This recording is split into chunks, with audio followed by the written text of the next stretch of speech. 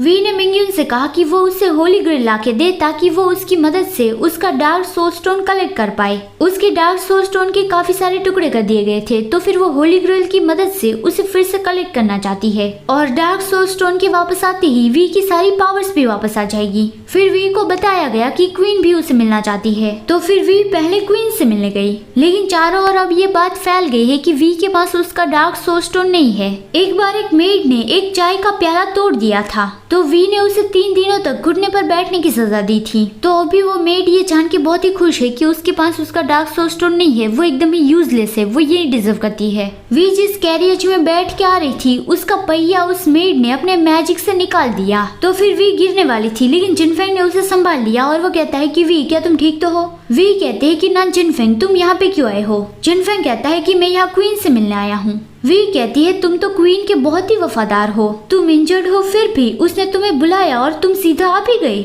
और वो जिनफेंग का कॉलर खींच के चिल्ला के कहती है कि नन जिनफेंग मैं ये जानना चाहती हूँ कि तुम एल्विया से इतने ज्यादा लॉयल क्यों हो। क्वीन का नाम एल्विया है। और वी मन में बोलती है कि मैं ये जानना चाहती हूँ कि तुमने मुझे धोखा क्यों दिया। जिनफेंग वी का हाथ दूर करता है और कहता है कि क्योंकि वो क्वीन है, वो डीमन वर्ल्ड पे राज करती है। वी जाने लगी और कहती गई कि जल्दी ही मैं रानी बन जाऊंगी, उसके बाद फिर सबसे पहले मैं तुम्हें ही मारूंगी। ये जो क्वीन है एल्विया, वो वी की बड़ी बहन है। वो कहती है कि वी फाइनली तुम वापस आ गई, मैंने तो कभी उम्मीद ही नहीं की थी कि तुम्हारी ऐसे ही मौत हो जाएंगी, और फिर मुझे लग रहा था कि मैं तुम्हें फिर कभी देख ही नहीं पाऊंगी, लेकिन फिर से तुम्हें रीबॉर्न होते देखकर मैं बहुत ही ज्यादा खुश हूँ। वी मन में बोलती है कि तुमने कभी मेरी मौत की उम्मीद ही नहीं की थी, तुम सच में मेरी बहुत ही अच्छी बहन हो। फिर एल्विया जिनफेंग से कहती है कि जिनफेंग तुम वी को ढूंढ के लाए हो, तो इसके बदले में मैं तुम्हारी शादी करवाना चाहती हूँ। ये सुन के वी तो एकदम ही शॉक्ड रह गई। वो सोचती है कि एल्विया नन जिनफेंग की अरेंज मैरिज करवाना चाहती है, लेकिन जिनफेंग कहता है कि योर मैजेस्टी मेरा अभी शादी करने का कोई भी प्लान नहीं है।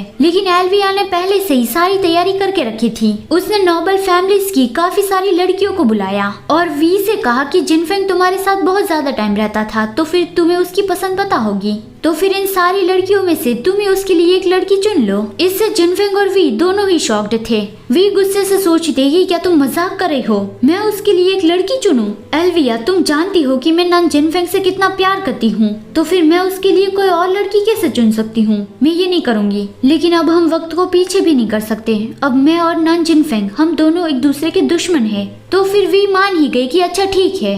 वो बहुत ही ज्यादा गुस्से से सभी लड़कियों की ओर देखती है और किसी भी लड़की पे पॉइंट कर दिया कि ये वाली। जिनफेंग कहता है आपने मेरे लिए इतनी अच्छी पार्टनर चुनी, इसके लिए आपका शुक्रिया प्रिंसेस। वी भी कहती है कि यू आर मोस्ट वेलकम। और फिर वो दोनों एक दूसरे की ओर एकदम ही इमोशनलेस चेहरा बना के देखते रहे।